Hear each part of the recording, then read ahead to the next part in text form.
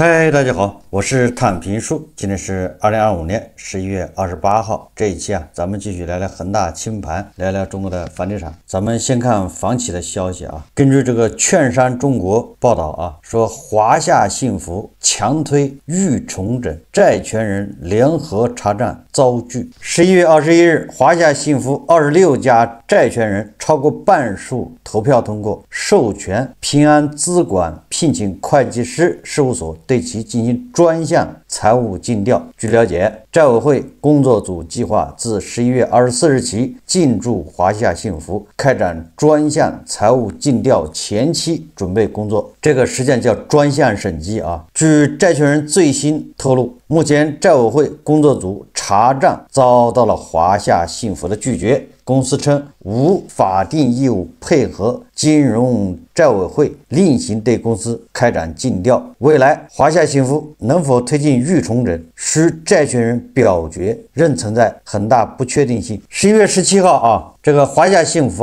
公告称，收到河北省廊坊市中级人民法院送达的通知书，债权人龙城建设工程有限公司以417万元欠款为由，向河北省廊坊市中级人民法院申请启动华夏幸福重整及预重整程序，目前法院已受理。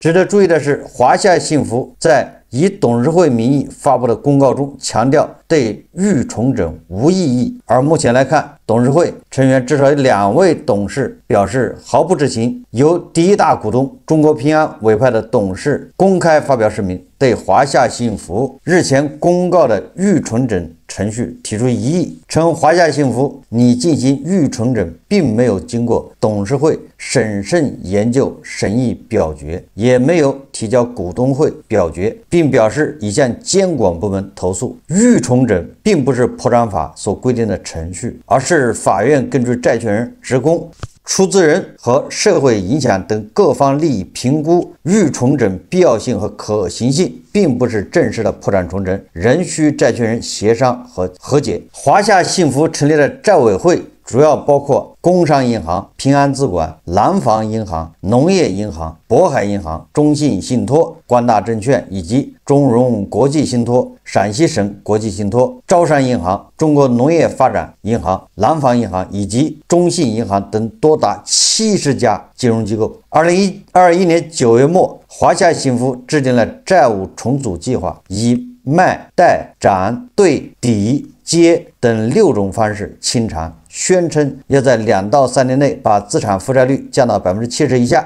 不过目前并没有兑现。华夏幸福原承诺2023年年底应向债权人兑付约30%的现金，实际清偿不到5%，货币资金更是从144亿元暴跌到近30亿元，降幅近80%。截至今年3季度末，华夏幸福规模净资产从2021年63亿变成了负的47亿，超1600亿元金融债务仍悬而未决。华夏幸福曾制定置换贷方案，拟引入廊坊市国企承接部分金融债权人的债务，条件是金融债权人需提供新增融资，且新增融资额度为债权余额的1倍，融资期限长达8年，利率不得高于 3.85%， 并要求债务全部置换，不可拆分。该方案最终在股东会反对票比例达 45% 情况下通过。据了解大多数金融债权人都不愿意再提供新增融资，只有当地国资旗下的廊坊银行受益。华夏幸福曾持有廊坊银行20%的股权，是廊坊银行第一大股东。廊坊银行曾对华夏幸福形成了226亿元的债权，因此债权人质疑资金流向和财务的真实性，100亿资金凭空消失，净资产变为负值，而资产负债率越来越高。华夏幸福被指以贬值资产抵偿债务，重组签约率只是纸面功夫。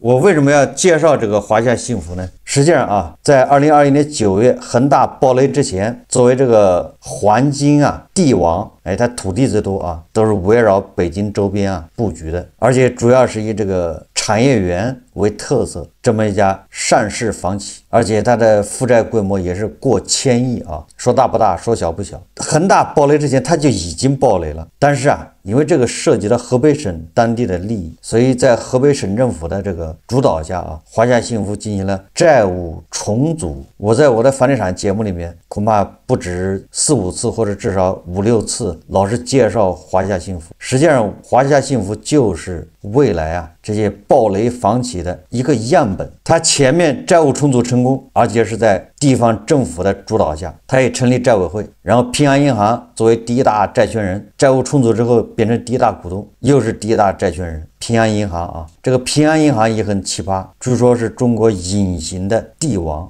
土地最多。那么5年以后啊，这个华夏幸福嚷嚷着要破产重整，这是为什么？实际上就告诉我们啊，现在什么融创、碧桂园，还有什么其他的暴雷房企，不都是境外债重组成功吗？对吧？高票通过，还有很多房企都这样啊。也就是说，未来3、5年，也都等不到3、5年啊，未来2、3年，他们十有八九就像华夏幸福一样，最终还是要走向破产重整。结合现在啊，最火的就是万科嘛，万科现在出问题了，你不管怎么整，是一步到位，直接就破产重整，还是说先债务重组，拖个3年再破产重整？最终结局啊，最好的结局就是破产重整，甚至要弄得不好，可能就是破产清算。那就像恒大就是一步到位，直接破产清算。这就是我为什么要介绍华夏幸福的原因。这个华夏幸福也是债务重组成功了啊，而且是地方政府强力这个干预，作为上市公司债务重组成功。那他现在为什么要搞破产重整呢？实际上啊，这个破产这个我很在行，对吧？很久以前我就说过，破产重整、破产清算啊，你在法院立这个案子都是破字头的破，对吧？什么什么后面是那个法院的暗号，没有预破产。这个华夏幸福搞个预破产、预重整呢？预重整什么意思呢？实际上就是这个一说预重整，那就多多少少又看见地方政府的影子了，地方政府插手了。然后本来啊，你像上市公司的，因为华夏幸福的上市公司啊，如果他要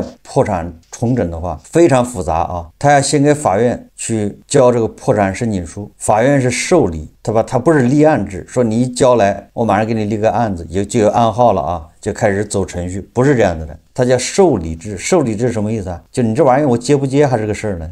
你说你要破产就破产是吗？所以法院要审理，看看能不能破。能不能破的关键就是地方政府力度有多大，完了这个有没有什么重整预案、职工什么啊维稳预案、债权人的维稳方案。这好的方案啊，你提齐了，完了之后谁掏钱，这些东西大概齐了之后，受理法院他在研究你这个能不能破。那同时啊，地方政府要向上级省政府，省政府向国务院汇报，这叫2条线啊，都是叫层层上报。在哪儿汇合呢？最高人民法院和国务院有一个叫协调机制，最高法院拿到这个预案之后，再去跟国务院之间有个协调，国务院这边啊，就是他们要研究一下，同意，然后最高人民法院到省法院，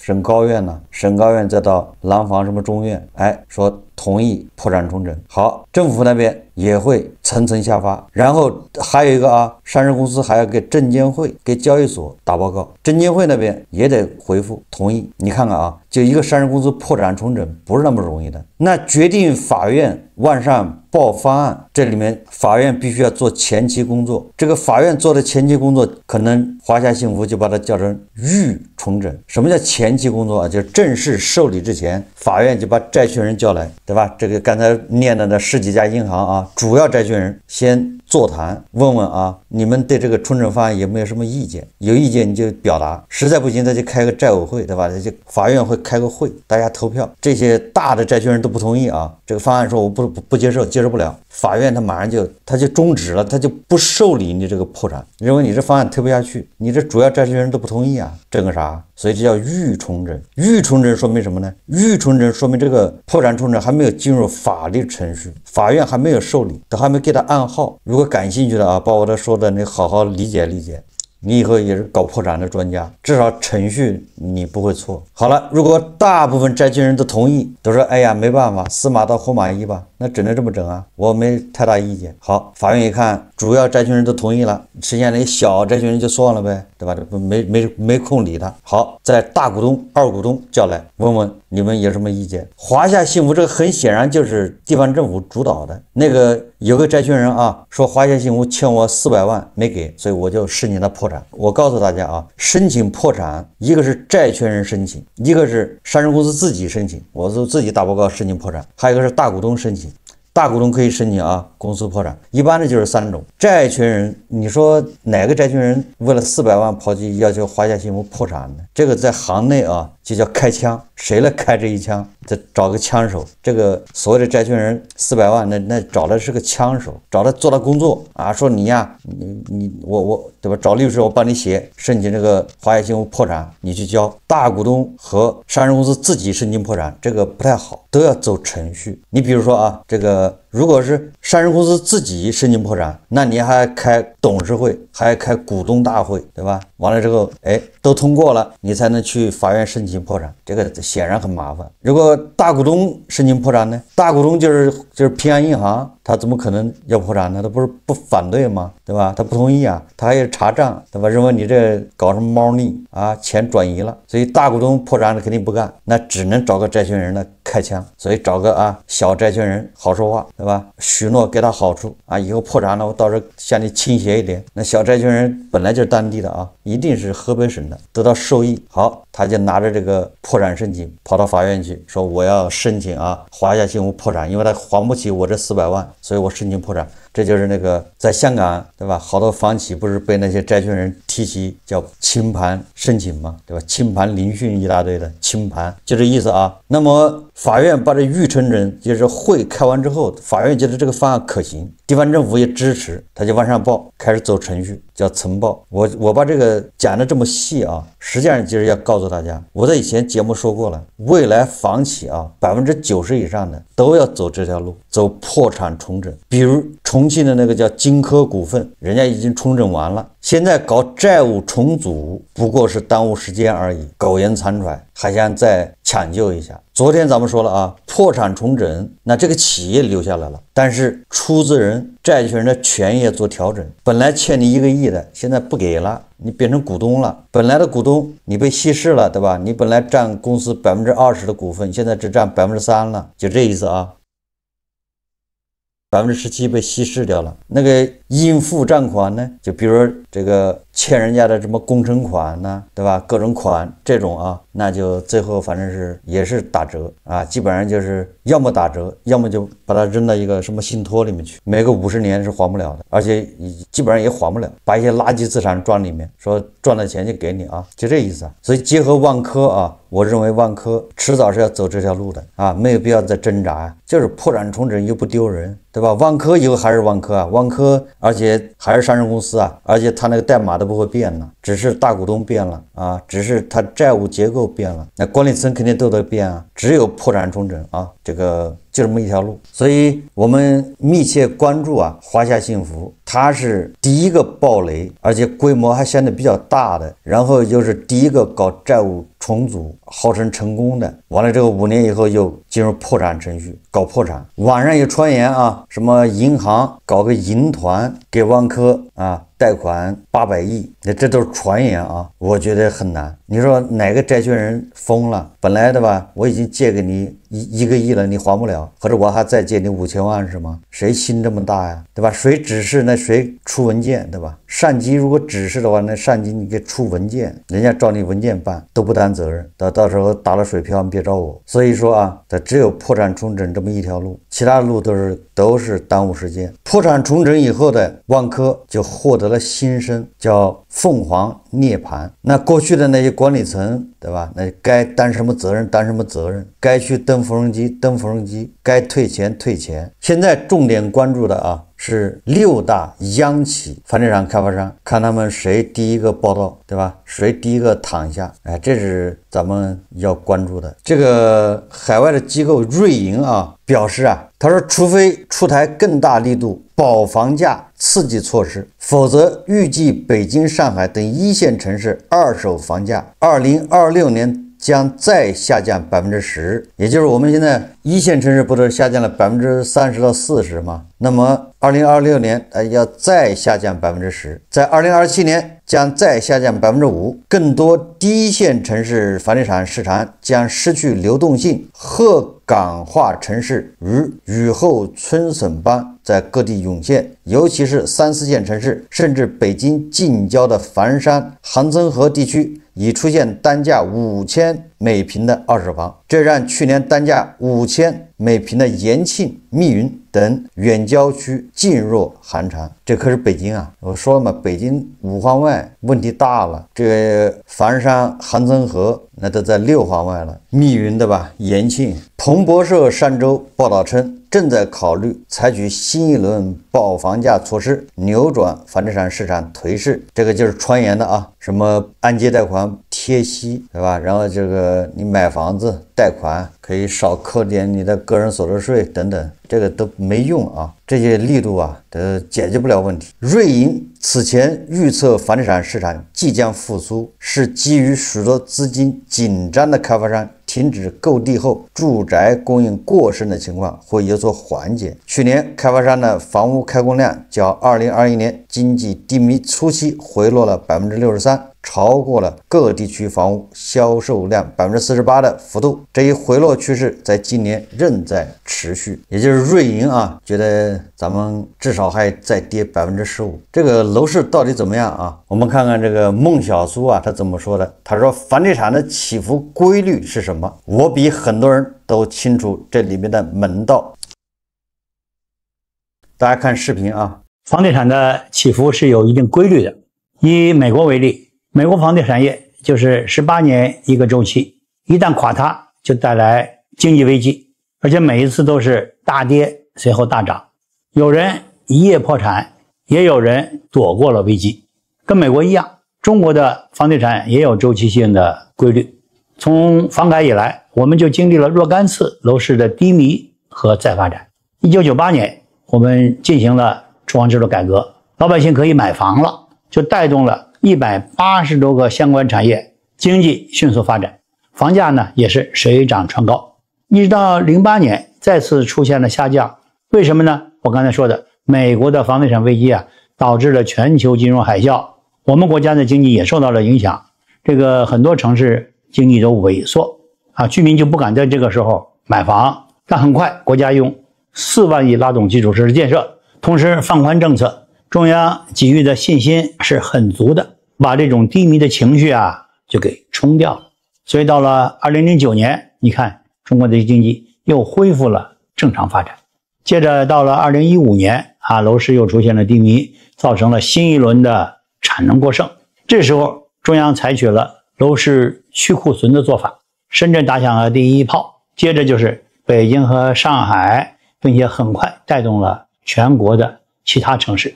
到了年底啊，楼市就都纷纷起来了。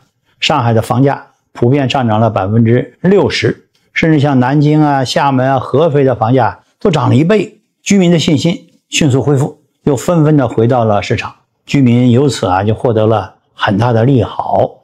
现在这一轮房地产低迷是从2022年开始的，跌落之深这是前所未有。随之而来的是各种污名化房地产的言论，什么一经落万物生啊，什么祸国殃民啊，甚至说房地产反人类啊。最近你看连一些股份制银行也跑出来抛售房产，让一些居民辛辛苦苦赚钱买的房资产价值下跌，出现了这种乱象，真的是让我痛心疾首啊！因为目前的经济形势低迷，就认为房地产不行了就否定经历历史检验的这种发展路径，这种看法本身是很短视的。房地产业作为国民经济的重要支柱产业，它的发展有着清晰的内在规律。我认为中国的楼市发展刚进入中年，它虽然不像年轻人长得那么快和猛，但是功底还在，处在一个稳定的发展时期，远还没有到衰落期。你看美国的房地产业发展已经240多年了，最近它不又恢复起来了吗？而且发展的很猛。如果说房地产业一跌下去就一蹶不振，就再也不会止跌回稳了，那是不可能的。那么这个过程对我们每个人的启示是什么呀？这个有些人是短视的，大部分人在追涨杀跌，只有真正有认知水平的人才能够拨开迷雾，从更长的时间维度去观察和思考，从而把握规律。我曾经在国家的核心部门参与改革和政策的制定，并且在一线经济岗位工作了多年，专门研究房地产和住房制度，可以说比很多人都清楚里边的门道。这个有点像董王在第一个任期里面口头禅是吧？没有人比我更懂房地产，救了4年，万科还是救不活，轰然倒下。实际上说明这个楼市的这个走势房地产走势自有其内在的规律，并不以人的意志为转移，充分说明你出这个政策那个政策只能起到一些延缓的作用，扰动，对吧？改变不了它最终的结局。万科的倒下实际上就标志着这个楼市已经进入这个深水区对吧？应该说是进入这个加速阶段，摧枯拉朽所以最近这几天那些炒房的、唱多的深深的绝望，他们认为政府应该救万科，不可能不救。我只能说这些人他不懂市场，不懂这个政府，破产重整就是救，你不要那么狭隘。救不救主要看谁买单，对吧？破产重整那就是有大股东有债权人买单，你们自己搞下的事情你们自己背。让银行出钱那就是让大头买单，不就这意思吗？虽然最后你破产重整也绕来绕去还是大头买单